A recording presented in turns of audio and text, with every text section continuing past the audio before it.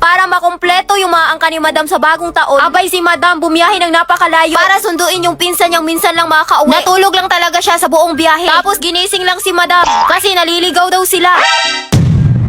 Simple lang naman ang gusto ni Madam sa bagong taon. Yun yung makumpleto yung mga angka niya. Tapos sabay-sabay kaming kakain. Kaya minauwi ko ngayong auntie ko galing Tacloban kasama nga niya yung anak niya. Andito na din yung uncle ko na galing Siquijor. Yung isa kong pinsan hindi daw siya makakauwi. Abay hindi pwede yun. Eto na, susunduin na namin at wala na siyang magagawa. Gabi na nga kami bumiyahe mga 9 PM. Dinamay ko na nga itong mga pinsan ko. Alangan namang si Madam lang ang pupunta. Minalas pa kami kasi sobrang lakas ng ulan. Tapos yung hangin, kaya ka ding tangayin. Abay, delikado na to, Madam. Hindi na pwedeng umatras kasi malayo-layo na yung biniyahe namin. Tapos nasa Cagayan pa tong susunduin namin. Hindi namin alam papunta dun kaya nag-Google Map na lang kami. Sana nga hindi kami ililigaw. Abay, malayo pa naman tong biyahe namin. Hindi na nga kayang labanan ni Madam yung antok.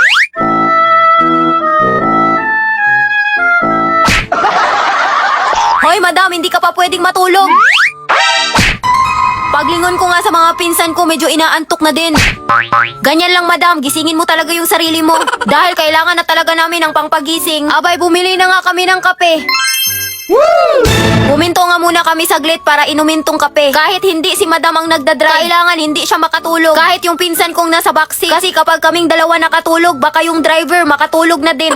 Pag si Madam magkape, hindi talaga pwedeng walang partner. Buti na lang, may baon kaming biskwit dito. Ewan ko na lang kung makakatulog pa ba si Madam nito.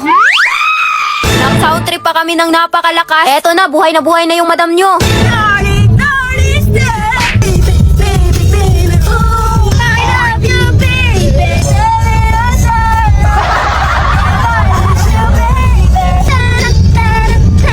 Halos mabingi na nga tong pinsan kong nagdadrive. Imbis na uminto na yung ulan. Ay nako, baka uulan ulit dahil dito sa pagkanta ni Madam.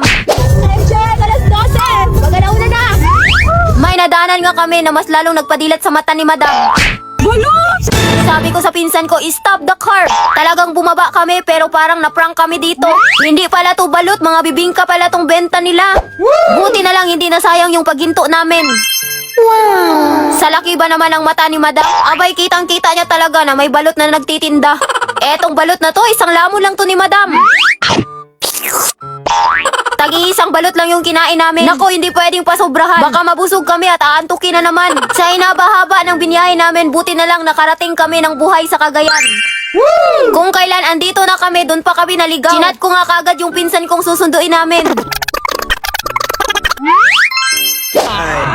Literal na good morning kasi 4 AM na kami nakarating. Ayaw ng pinsan ko na bumiyahe kaagad pabalik. Kailangan daw naming matulog kasi bangag na bangag kaming tignan. Kaya nag-check-in na lang kami ng malapit na hotel. Ewan ko kung makakatulog pa ba si Madam sa ganda ng lugar dito. Wow! Dahil merong libreng breakfast, kahit na inaantok na kami, hindi pwedeng palampasin to ni Madam. Bali, natulog lang kami ng mga 3 oras. Tapos bumiyahe na kaagad pabalik. Mga 6 hours ang biyahe bago makarating. Wala kaming ligo at bihis kasi wala naman kaming pamali. Ang importante, nakarating kami. Nag-alala nga ako dito sa bitbit ng pinsan ko. Etong anak niya, buti na lang, sanay ito sa biyahe. Mga 1 AM kami nakarating. Hindi talaga ine-expect ng pinsan ko na makakauwi siya. Abay, sinundo ba naman ni Madam? At masayang-masaya nga kaming naghapunan dito sa rooftop. Alam kong natuwa din tong pinsan ko na nakauwi na siya. Puro na lang kasi to trabaho. Tapos wala namang ipon. Akala niya magbagong taon siyang nasa malayo.